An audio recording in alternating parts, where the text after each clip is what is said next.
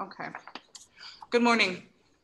This is the fourth session of Each Other's Keeper. This morning we'll be talking about some particularly sensitive subjects, youth bullying and suicide. I do just want to say, if at any time you feel uncomfortable or overwhelmed by the content of this, please feel free to step out and I'm happy to talk with you later, okay?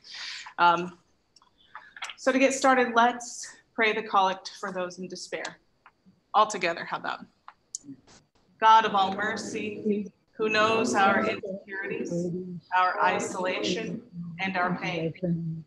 Comfort the abandoned, lift the souls of all in despair, and open the hearts of those who care for them. In the name of the God, graces all who feel alone. Amen. The study objectives for this session are to survey the breadth and complexity of physical, emotional, and cyberbullying in schools, examine the factors that contribute to youth bullying, victimization, and suicide, and to identify strategies for faith communities to assist in reducing youth bullying and suicide and caring for survivors. We'll get to the video in just a second. The factors associated with youth suicide are many, including a history of previous attempts, depression, and social alienation. Bullying and the physical and emotional violence they embody pose significant risks for youth who are already in the throes of crafting a self-identity and the capacity to respond to the often painful challenges of the world in which they live. Understanding bullying as an act of violence and potential precursor to suicide is made especially difficult by the long-held belief that it is simply a rite of passage, and it builds character. Although the definition continues to evolve, the U.S. Centers for Disease Control and Prevention and the Department of Education developed the following consensus in 2010. Bullying is any unwanted aggressive behavior by another youth or group of youths who are not siblings or current dating partners that involves an observed or perceived power imbalance and is repeated multiple times or is highly likely to be repeated. Bullying may inflict harm or distress on the targeted youth, including physical, psychological, social, or educational harm. This definition recognizes that bullying is a phenomenon of youth, differentiated from the workplace harassment and mobbing experienced by adults. In addition, it encompasses general aggression directed toward an individual, as well as bias-based attacks centered on an individual's membership in or identification with a targeted group. Finally, it includes bullying in both its traditional and social media or cyberbullying forms. Research found that bullying among 12 to 18-year-old schoolmates declined by 25% in the decade from 2005 to 2015, arguably because of greater attention by parents, teachers, and students themselves, and initiatives implemented by school officials. Nevertheless, 21% of this age group reported being bullied at least once during the school year, with rumors spread about them and being made fun of, called names or insulted, pushed, shoved, tripped, or spit on, excluded from activities, and threatened with physical harm as the most frequent reported forms of bullying. Girls are more likely to have been psychologically bullied than boys, while male students more frequently reported being physically bullied than females. Furthermore, girls are more than twice as likely to experience cyberbullying than boys. Finally, both traditional and cyberbullying appear to be most prevalent during middle school and begin to decline in high school. Gender and age are not, however, the sole characteristics which differentiate the type and frequency of bullying. Although the research is limited, it appears that race, ethnicity, and religion are increasingly the targets of bullying.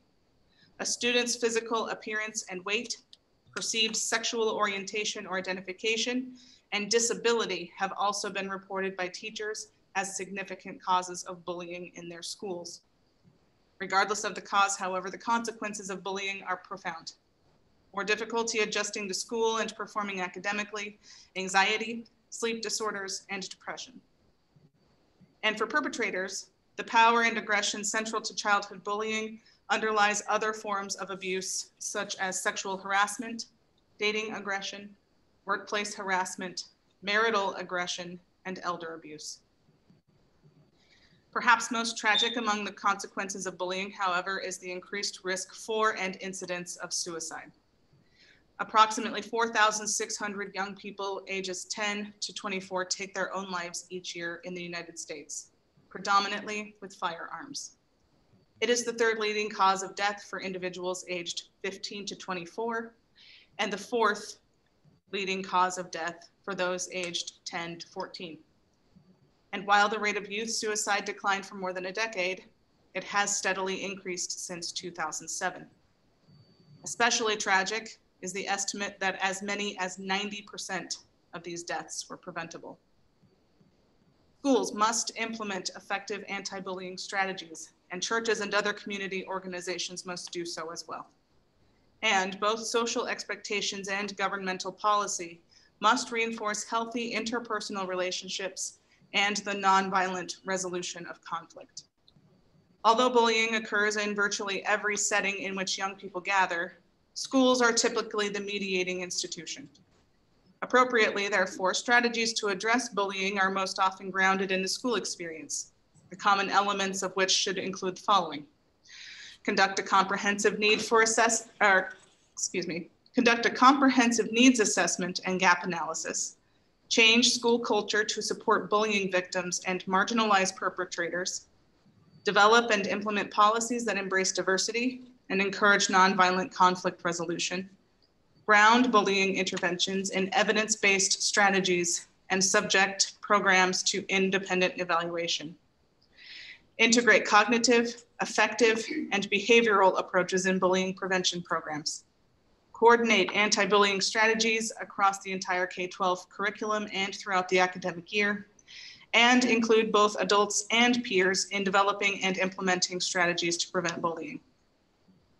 Policies and programs only define the environment in which direct intervention might occur to care for those who have been victimized, as well as their aggressors. Based on ongoing work with those engaged in bullying relationships, the University of Toronto has proposed the following clinical guidelines to structure therapeutic interventions. Recognize that bullying is not easily defined and is complex in its origins. Validate the experience of the victim and express genuine empathy. Identify the impact of bullying behaviors on both the victim and perpetrator. Address underlying biases, stereotypes, and misconceptions, such as gender, race, and sexual orientation, that may have contributed to bullying.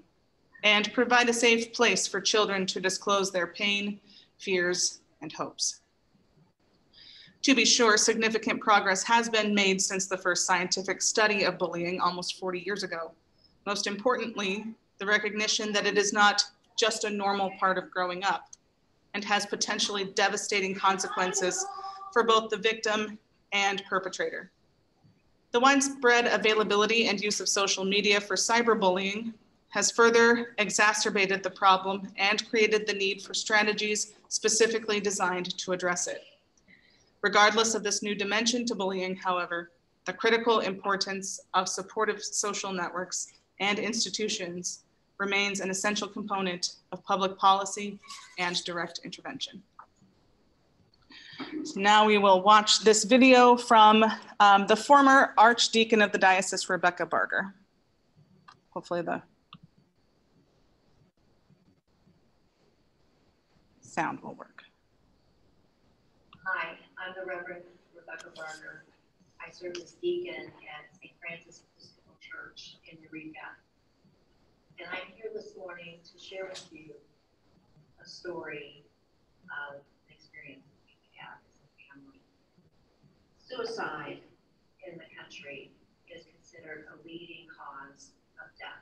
The rates of suicide among men is 4 times higher than that of women.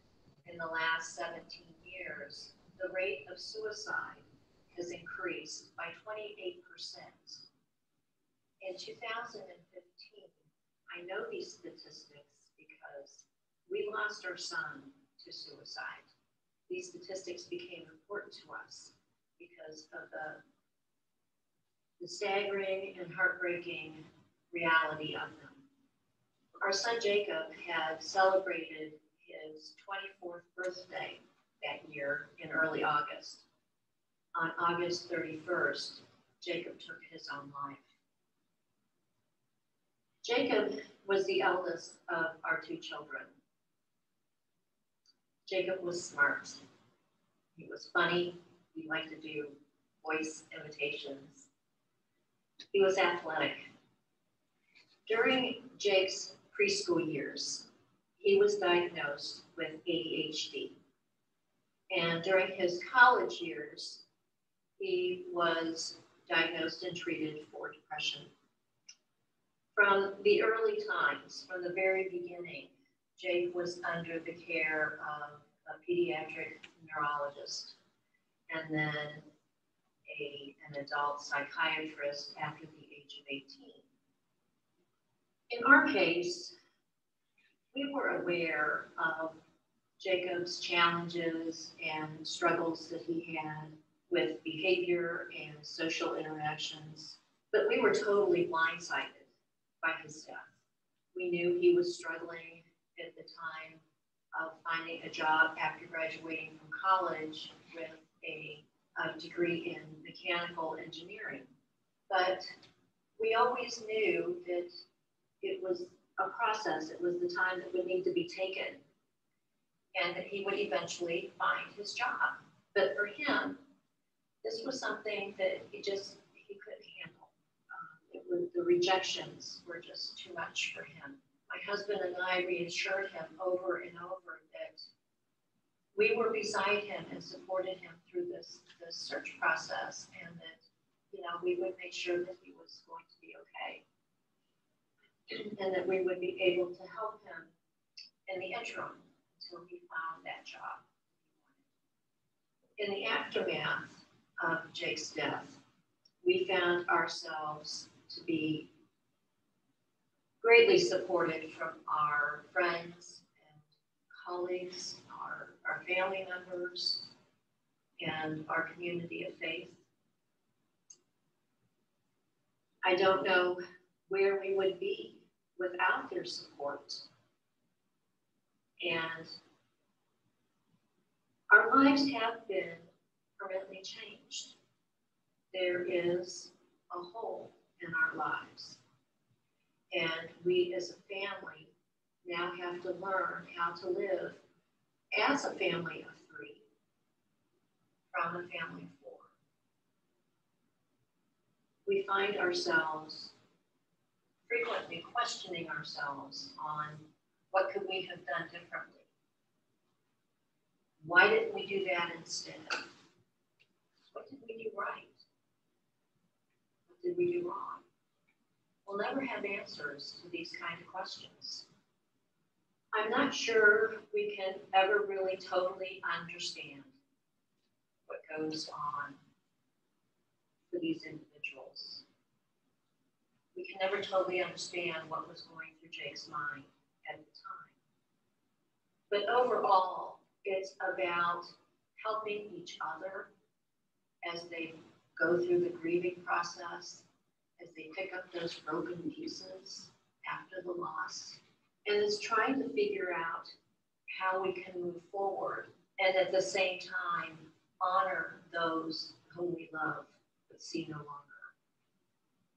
I don't know, as a society, as a community of faith, what measures we can take, what actions we can take to decrease the rate of suicide.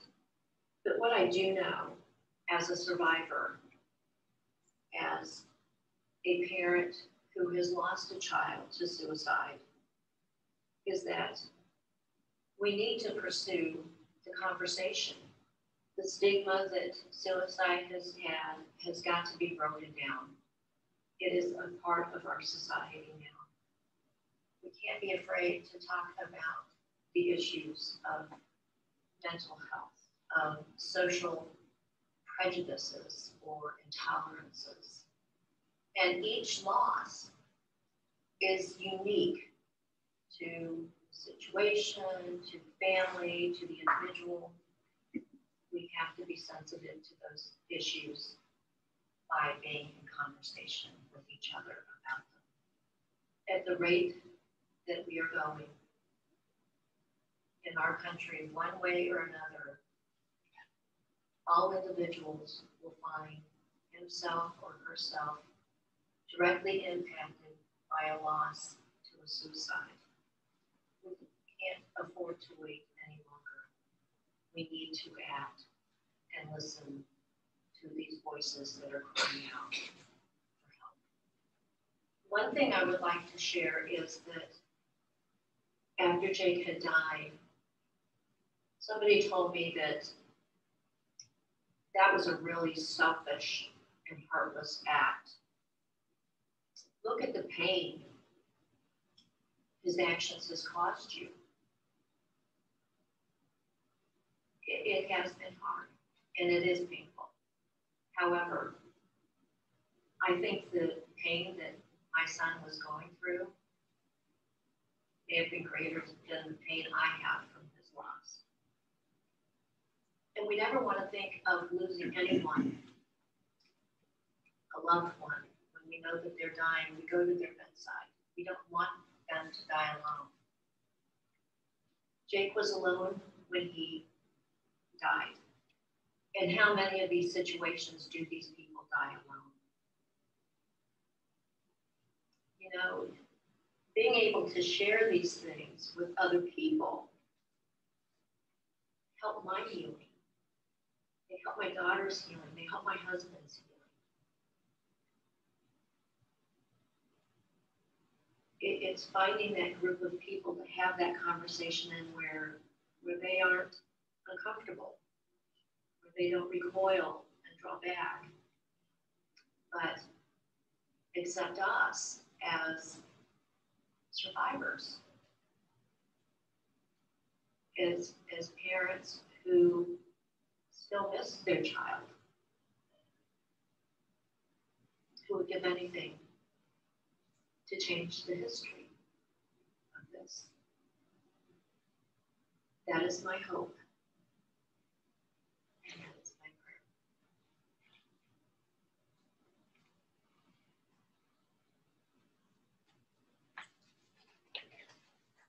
prayer.